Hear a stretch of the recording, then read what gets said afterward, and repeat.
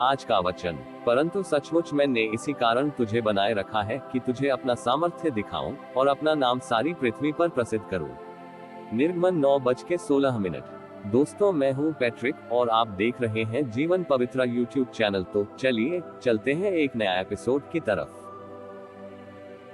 इस्राएलियों के मिस्र देश से निकलने के दूसरे वर्ष के पहले महीने में यहोवा ने सीनै के जंगल में मूसा से कहा, इस्राएली फसह नाम पर्व को उसके नियत समय पर माना करें, अर्थात इसी महीने के 14वें दिन को गोधूली के समय तुम लोग उसे सब विधियों और नियमों के अनुसार मानना।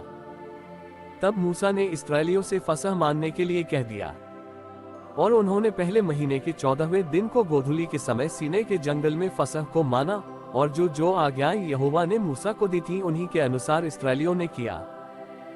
परंतु कितने लोग किसी मनुष्य की लोथ के द्वारा अशुद्ध होने के कारण उस दिन फसह को न मान सके, वे उसी दिन मूसा और हारून के समीप जाकर मूसा से कहने लगे, हम लोग एक मनुष्य की लोथ के कारण अशुद्ध हैं, परंतु हम क्यों रुके रहें और इस्राएलियों के संग यहोवा का चढ़ावा नियत समय पर क्यों न चढ़ाएं?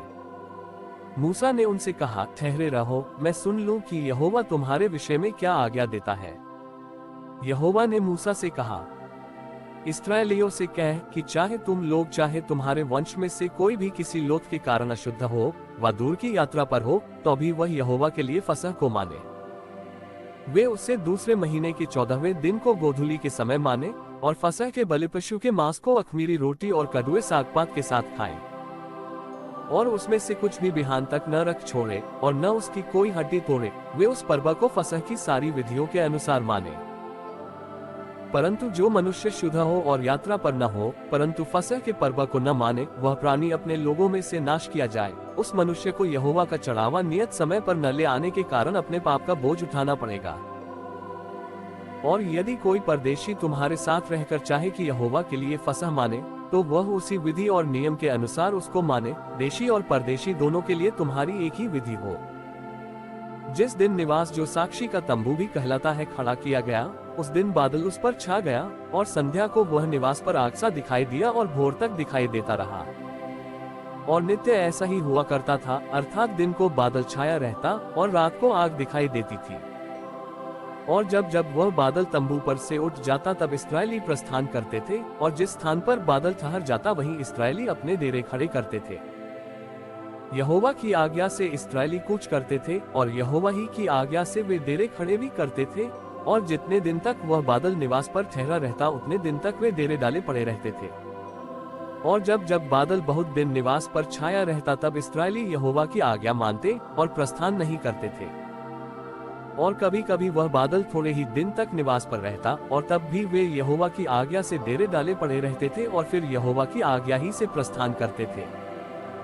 और कभी कभी बादल केवल संध्या से भोर तक रहता, और जब वह भोर को उठ जाता था तब वे प्रस्थान करते थे। और यदि वह रात दिन बराबर रहता तो जब बादल उठ जाता तभी वे प्रस्थान करते थे।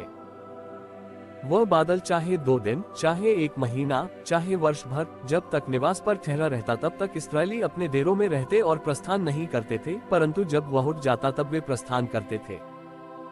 यहोवा की आज्ञा से वे अपने डेरे खड़े करते और यहोवा ही की आज्ञा से वे प्रस्थान करते थे। जो आज्ञा यहोवा मूसा के द्वारा देता था उसको वे माना करते थे। फिर यहोवा ने मूसा से कहा, चांदी की 2 तुरहियां गढ़के बनाई जाएं, तू उनको मंडली के बुलाने और छावनियों के प्रस्थान करने में काम में लाना। और जब वे दोनों फूंकी जाएं, तब सारी मंडली मिलाप वाले तंबू के द्वार पर तेरे पास इकट्ठी हो जाए।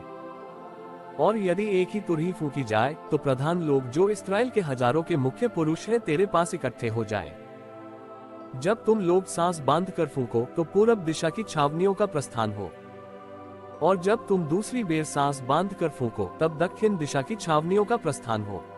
उनके प्रस्थान करने के लिए वे सांस बांध कर फूंकें। और जब लोगों को इकट्ठा करके सभा करनी हो तब भी फूंकना, परंतु सांस बांध कर नहीं। और हारून के पुत्र जो याजक हैं वे उन तुरहियों को फूंका करें। ये बात तुम्हारी पीढ़ी पीढ़ी के लिए सर्वदा की विधि रहे। और जब तुम अपने देश में किसी सताने वाले बैरी से लड़ने को निकलो तब तुरहियों को सांस बांध कर फूंकना, तब तुम्हारे परमेश्वर यहोवा को तुम्हारा स्मरण आएगा और तुम अपने शत्रुओं से बचाए जाओगे। और अपने आनंद के दिन में और अपने नियत पर्वों में और महीनों के आदि में अपने होम बलियों और मेल बलियों के साथ उन तुरहियों को फूंकना, इससे तुम्हारे परमेश्वर को तुम्हारा स्मरण आएगा। मैं तुम्हारा परमेश्वर यहोवा हूँ। और दूसरे वर्ष के दूसरे महीने के 20वें दिन को बादल साक्षी के निवास पर से उठ गया। तब इस्राएली सीनै के जंगल में से निकलकर प्रस्थान करके निकले और बादल पारान नाम जंगल में ठहर गया। उनका प्रस्थान यहोवा की उस आज्ञा के अनुसार जो उसने मूसा को दी थी आरंभ हुआ। और सबसे पहले तो यहूदियों की छावनी के झंडे का प्रस्थान हुआ और वे दल बांधकर चले, और उनका सेनापति अम्मीनादाब का पुत्र नहशोन था, और इस्साकारियों के गोत्र का सेनापति सुआर का पुत्र नतनेल था, और जबूलूनियों के गोत्र का सेनापति हिलोन का पुत्र एलियाब था। तब निवास उतारा गया और गेर्शोनियों और मरारियों ने जो निवास को उठाते थे प्रस्थान किया। फिर रूबेन की छावनी झंडे का कूच हुआ और वे भी दल बनाकर चले, और उनका सेनापति शदेऊर का पुत्र एलीशूर था, और शिमोनियों के गोत्र का सेनापति सूरी शद्दै का पुत्र शलूमिएल था, और गादियों के गोत्र का सेनापति दुएल का पुत्र एल्यासाप था।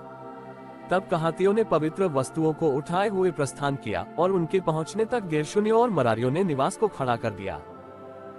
फिर एप्रैमियों की छावनी के झंडे का कूच हुआ और वे भी दल बनाकर चले, और उनका सेनापति अम्मीहूद का पुत्र एलीशमा था, और मनश्शेइयों के गोत्र को सेनापति पदासूर का पुत्र गमलीएल था, और बिन्यामीनियों के गोत्र का सेनापति गिदोनी का पुत्र अबीदान था। फिर दानियों की छावनी जो सब छावनियों के पीछे थी, उसके झंडे का प्रस्थान हुआ, और वे भी दल बनाकर चले, और उनका सेनापति अम्मीशद्दै का पुत्र अहीएजेर था, और आशेरियों के गोत्र का सेनापति ओक्रान का पुत्र पक्कीएल था, और नप्तालियों के गोत्र का सेनापति एनान का पुत्र हीरा था। इस्राएली इसी प्रकार अपने अपने दलों के अनुसार प्रस्थान करते और आगे बढ़ा करते थे। और मूसा ने अपने ससुर रूएल मिद्यानी के पुत्र होबाब से कहा, हम लोग उस स्थान की यात्रा करते हैं जिसके विषय में यहोवा ने कहा है कि मैं उसे तुमको दूंगा, सो तू भी हमारे संग चल और हम तेरी भलाई करेंगे, क्योंकि यहोवा ने इस्राएल के विषय में भला ही कहा है। होबाब ने उसे उत्तर दिया कि मैं नहीं जाऊंगा, मैं अपने देश और कुटुंबियों में लौट जाऊंगा।